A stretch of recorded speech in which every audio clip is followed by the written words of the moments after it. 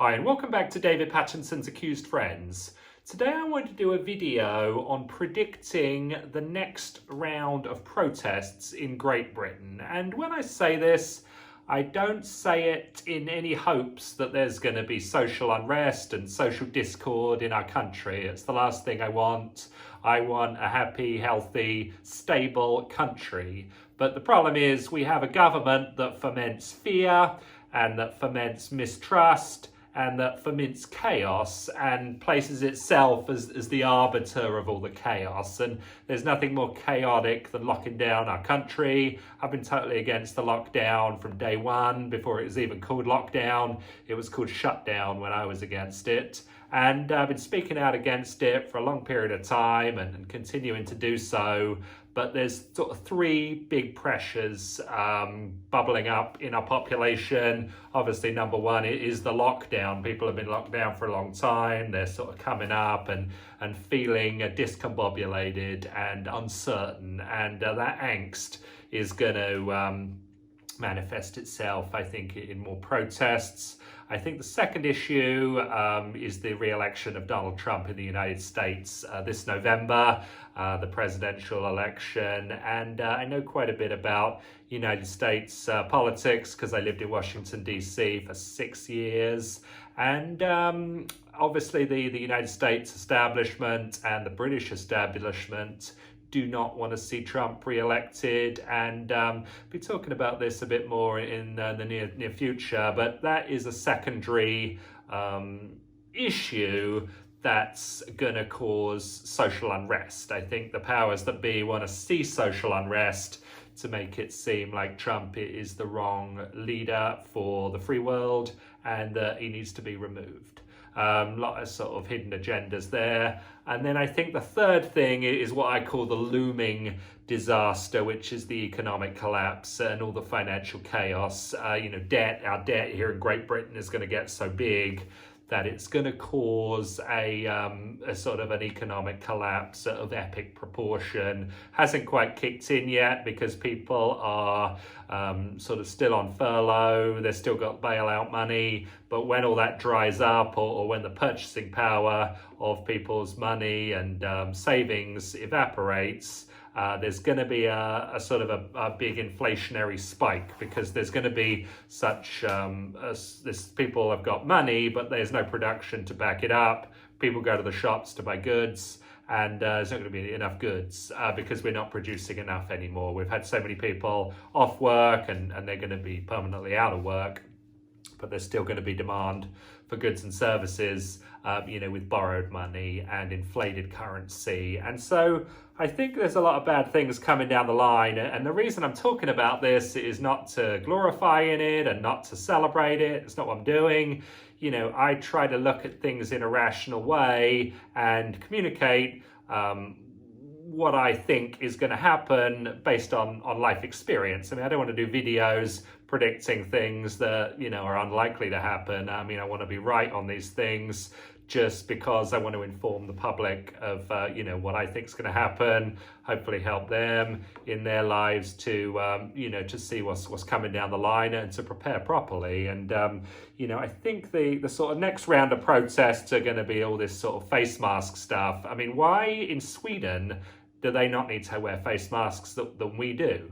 They didn't have a lockdown. There's no second wave hysteria over there. There's no face mask stuff over there. But here in Great Britain, we have to wear face masks, and I'm not going to be wearing any face masks. People said, hey, David, when you go to a store, you might be putting people at risk. I'm not forcing anyone to shop when I shop. People, if they want to wear a face mask, are totally welcome to do so. I'm totally welcome not to do so because the government cannot compel behaviour, even though the British government thinks it can. Why don't we have a sensible solution like face mask people go to the shops Monday, Wednesday, Friday, and non-face mask people go to the shops Tuesday, Thursday, Saturday, and then, simple as that. I don't think it needs to be too big a deal, but we don't want to do that. We want to force people to do things that they do not want to do to promote government control and weaken civil liberties. And I think it's a disgrace, but I don't think a lot of people are going to cooperate on the face mask stuff. I don't think it'll be enforced. And I think it'll just die out very quickly. So I think there'll be some anti-face mask protests, but I do not think the face mask issue is gonna have much weight. I don't think it's gonna have a lot of legs. I think it's one of the smaller issues, coming down the line right now. I think the feminist protests are gonna kick back in though in the next month or two. The Black Lives Matter protests are sort of petering out for now, and I think the next wave of angst is gonna be the feminist protests, and women have got a lot of things to complain about. Joblessness, husbandlessness, childlessness. I was reading a story that by 2030, over half of women aged 40 are going to have never been married and are going to be single and are going to have no children. And, it's a sad state of affairs. I'm often standing up for marriage and for good gender relations, and yet our government actively works to create gender divisions. And you're seeing this in the news. There's a lot of these sort of feminist stories bubbling up. There's the Amber Heard victimhood case against Johnny Depp. And you always wonder, why is it these Hollywood women? They have money, looks, fame. They have everything you think you'd want, and yet they're the biggest victims on the planet. There's the Jeffrey Epstein stuff that's being talked about. There's Washington Redskins, a bunch of Me Too stuff going on there. There was this story yesterday about how the CPS are not going to be doing the digital searches of rape victims or quote unquote victims, whereas the male accused, we can digitally strip search them, there's no problem. So I think a big feminist angst, return of Me Too is coming down the line, and that's sort of my first prediction. I think the next round of stuff is going to be the unemployment protests, and I think that's going to kick in sort of as soon as the furloughs end. In October, Rishi may extend the furloughs and the bailouts, to push it into next year. Wouldn't surprise me at all. He's just addicted to debt, that guy. The more debt he can take on, the better. He must have some sort of chart in his office that every time it hits like $1 trillion of more debt, he does like a little dance. I think it's a disgrace what he's done to our public finances. But I think if past behavior is any indication, Rishi is going to be increasing our debt even more, not reducing it. And I think it's going to cause a ton of unemployment at some point as soon as the bailouts end.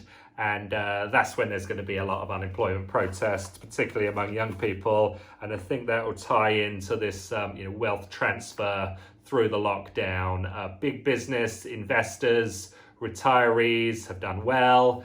The bill has been placed on young people, and their financial health and their employment health has been totally decimated to fund the health security and the financial security of older people. And I think that's going to be coming to the fore in the range of big mass youth and unemployment protests based on what I've just said.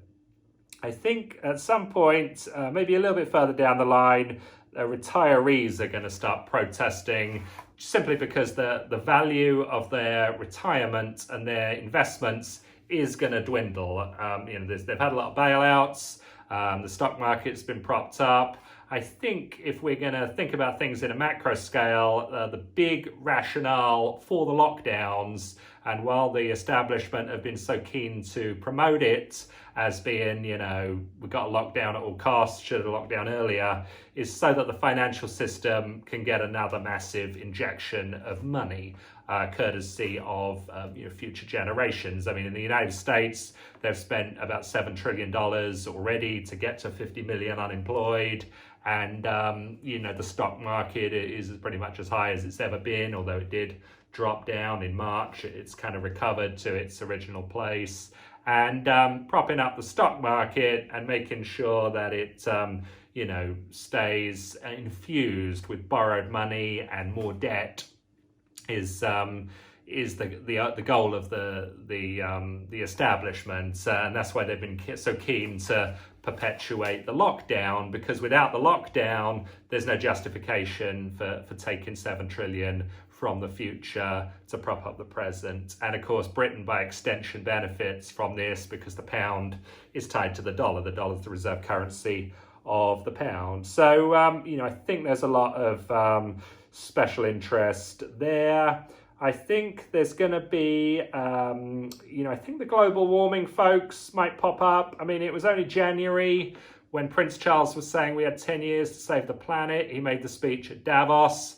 So I guess by the end of this year, it's only going to be 9 years left. And, I think that it's amazing how they never give these global warming speeches in Bombay or New Delhi or Beijing. They always give them here in Europe. And it's always us that have got to sacrifice, us who have got to pay, so other people can benefit. Why don't other people do the sacrificing? We get the benefit. China, India, and the United States are about half the world's population. Why don't those three countries deal with global warming? We don't need to have anything to do with it. They can sort it themselves. We'll just get the benefit without the cost. Prince Charles, of course, interested in that. He wants us to bear the cost to prop up big government. And I just think that the coronavirus is a bigger tool for big government than global warming. It sort of superseded it. So global warming, I think, will fade, even though it might have a little bit of a protest session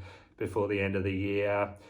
Next, I think, finally, it's going to be the realization or the return of Black Lives Matter, and it's going to be the Rishi debt slavery protests. Black Lives Matter have got a great sense of slavery.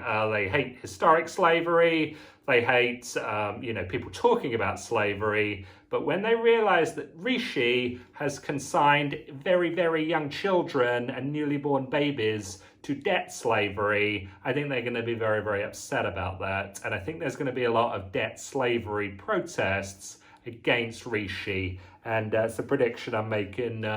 You hope you remember you heard it here first. I think it's coming down the line.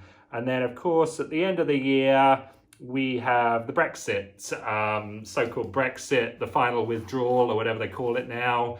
And if there's one thing we know about the Conservative Party, they don't want Brexit to happen. They'll be doing anything they can to stop it happening. I think they'll use the lockdown as an excuse to prevent it from happening. And I think then that will obviously create more protests from the Brexit people to say, hey, we've been promised this 100 times by the Conservative Party. Still hasn't happened. 4 years on, 4.5 years on. What's happening, and then that will lead to protests against the government to force, a general election. And the Conservatives will probably try their trick of changing the leader and saying, we're going to get Brexit done or whatever. But I can't believe anyone's going to believe that a third or fourth or fifth time or whatever it is now.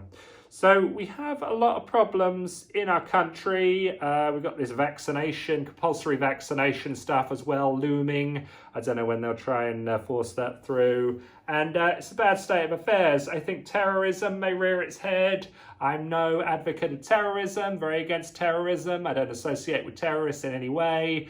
But surely if someone was going to write a terrorism manual, they would be saying you should strike while there's discord in the population and just cause further discord, disruption and instability, because that's what terrorism is. It's terrorizing the population. So, I know we have a lot of terrorists living in our country, which I'm totally against. And, I don't rule out there's going to be a decline in law and order, and I don't want that. I want good law and order. But a lot of people are very upset, and a lot of people, I think, don't understand the consequences of lockdown. I mean, someone was telling me the other day, hey, David, this is just going to be 2 weeks. We're just going to slow the spread, flatten the curve. Everything was going to go back to normal. This was never something that was going to be a short thing, because there's, I think, too many vested interests in the lockdown, crushing British civil liberties, crushing the wealth of British people, and propping up and strengthening big government. That's what tyrannical regimes do, and that's what this government is, and that's what it's done, and I think it's a terrible situation. I'm going to be continuing to speak out against it. But I just want to warn people, this is what I foresee sort of over the next 6 months, through the American presidential election, through this Brexit December 31st date. And, I don't really know what's going to happen beyond that because, so many moving parts. But the economics of our country are on the shakiest of shaky ground. And, that's going to cause a lot of pain for a lot of our great people. So I think we need to keep talking about this and look for change in leadership in our country in a big way. We've been talking up the anti-lockdown party and we're going to be talking more about it. I hope everyone can order their copy of the anti-lockdown flag. They're talking about these lightning lockdowns in a town near you. So get the anti-lockdown flag and put it in your windows of your house. And, let the powers that be know that you're no fan of lockdowns. They're against the law. The government has absolutely no basis for doing this because we're a country called innocent until proven guilty. The government doesn't bother taking anyone to court to prove they're a threat or a health threat to other people because it can't be bothered.